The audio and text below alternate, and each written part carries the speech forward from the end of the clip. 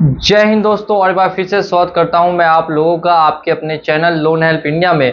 और आज के इस वीडियो में बात करेंगे जो काफ़ी लोगों के मन में सवाल रहता है कि अगर आपने किसी भी तरीके से बैंक का, क्रेडिट कार्ड का या फिर किसी भी एनबीएफसी का पर्सनल लोन लिया है और वो अभी तक रीपेमेंट नहीं कर पा रहे हैं और आप सोच रहे हैं कि क्या मैं सिम तोड़ के फेंक दूं डस्टबिन में या फिर घर के बाहर, ताकि वो जो रिकवरी एजेंट वाले हैं या फिर बैंक वाले हैं, एनबीएफसी वाले हैं, वो आपको कभी भी परेशान ना कर सके।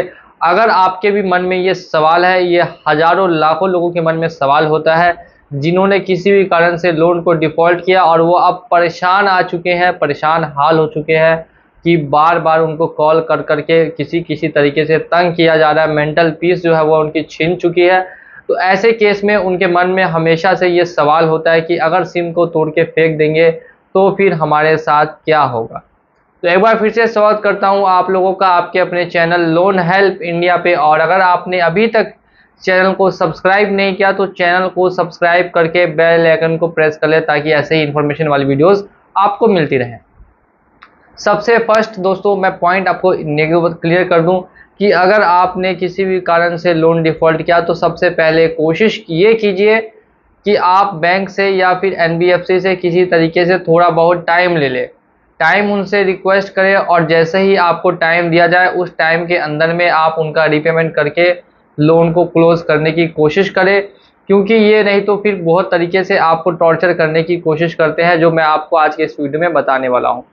आपको लगातार कॉल्स आ रहे हैं, आपके फैमिली वाले को कॉल्स जा रहे हैं, आपके रिलेटिव्स को कॉल जा रहे हैं। अब आप परेशान हो चुके हैं कि आखिर क्या किया जाए। ना तो ये टाइम देने के लिए तैयार होते हैं कभी-कभी, और साथ में काफ़ी हद पार कर देते हैं और लोगों को बहुत ज़्यादा परेशान करते हैं। ऐसे लोग भी मुझसे कॉन्टैक्ट करते हैं तो मुझे ये समझ में आता है और बार-बार यही पूछते हैं कि क्या सिम को तोड़ के फेंक दें, क्या सिम को तोड़ के फेंक। तो मैं आपको बता रहा हूँ कि देखिए, सबसे पहले तो आप कोशिश कीजिए कि अगर आपको टाइम मिलता है तो टाइम उनसे किसी तरीके से ले लें।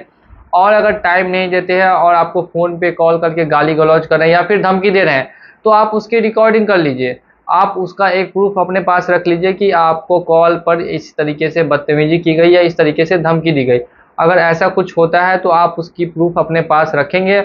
और बात करने का सही तरीका क्या है कि अगर कोई भी आपको कॉल करता है बैंक से या फिर एनबीएफसी से, तो सबसे पहले सामने वाले बंदे का आप पूरा नाम पूछिए, किस कंपनी से बोल रहा है, क्या एड्रेस है, कौन सा ब्रांच है, वो सभी डिटेल्स अपने पास पहले जमा कर लीजिए। उसके बाद आगे की बातें कीजिए। सामने वाला बंदा आपको सिर्फ और सिर्फ फोर्स करेगा लोन रीपेमेंट के लिए, तो आप सिर्फ एक बात कीजिएगा कि मैंने आपकी कंपनी को मेल भी किया है और बताया भी है कि मुझे अभी लोन देने में थोड़ी सी दिक्कत है, प्रॉब्लम है, कुछ समय लग सकता है। लेकिन ज़्यादातर चांसेस में वो वहाँ पे आपकी बात नहीं सुनते हैं और सिर्फ बोलते हैं कि जल्द से जल्द अपना पेमेंट कर दे, और ऐसे कॉल्स डेली आएंगे। तो अगर आप अपना सिम तोड़ के फेंक देते हैं तो इससे दोस्तों एक निगेटिव पॉइंट भी है और एक पॉजिटिव पॉइंट भी है।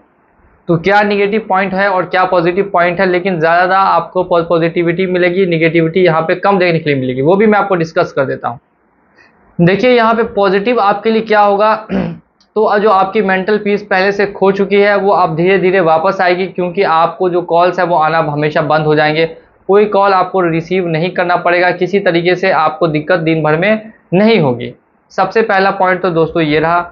सेकेंड, अगर हम लोग यहाँ पे पॉजिटिव पॉइंट की बात ये करें तो अगर आप लोग सिम बंद करते हैं तो उनको लगता है कि ये बंदा अब कहाँ है, नहीं है, तो ज़्यादातर देखा गया है कि वो आपको फिर कांटेक्ट करने की कोशिश नहीं करते हैं। आपका जो लोन है उसको काफ़ी समय बाद रिटर्न ऑफ कर देते हैं, अपने खाते से हटा देते हैं, क्योंकि आपका उनसे कुछ भी कांटेक्ट काफ़ी समय से हुआ ही नहीं। जब काफ़ी समय से कांटेक्ट हुआ ही नहीं तो वो आप पे एक्शन नहीं लेकर आपका जो भी लोन वगैरह है वो रिटर्न ऑफ कर देंगे, अपने खाते से हटा देंगे, अगर ये 50,000, लाख, 2 लाख तक का है तब।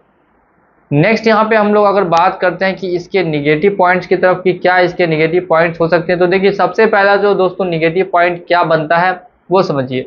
कंपनियां ज़्यादातर क्या करती है कि कुछ डाटा आपका पहले से ही इकट्ठा करके रख लेती है, जैसे आपके फ्रेंड्स का नंबर या फिर रिलेटिव्स का नंबर।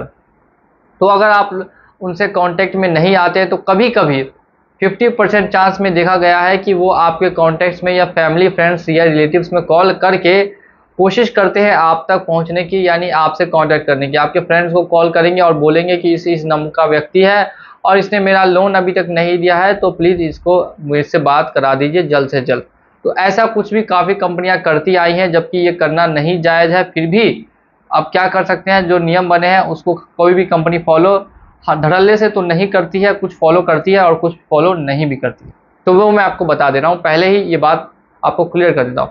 यहाँ पे फिर दोस्तों दूसरा निगेटिव पॉइंट क्या हो सकता है, देखिए दूसरा निगेटिव पॉइंट ये हो सकता है कि अगर फ्यूचर में आपको जैसे लोन का रीपेमेंट करना हुआ या आपके पास पैसा आ गया, आप चाहते हैं कि लोन को क्लोज करना, तो फिर उसमें काफ़ी प्रॉब्लम आपको फेस करनी पड़ सकती है, क्योंकि आपके पास अगर रजिस्टर्ड नंबर होगा तो आप काफ़ी आसानी से वो काम कर पाएंगे, और अगर आपके पास रजिस्टर्ड नंबर नहीं है तो फिर वही काम करने में आपको थोड़ी सी दिक्कतों का सामना करना पड़ सकता है। इसी वजह से रजिस्टर्ड नंबर होना काफ़ी इंपॉर्टेंट माना जाता है जब आप लोन वगैरह क्लोज करना चाहें या फिर लोन का रीपेमेंट करना चाहें।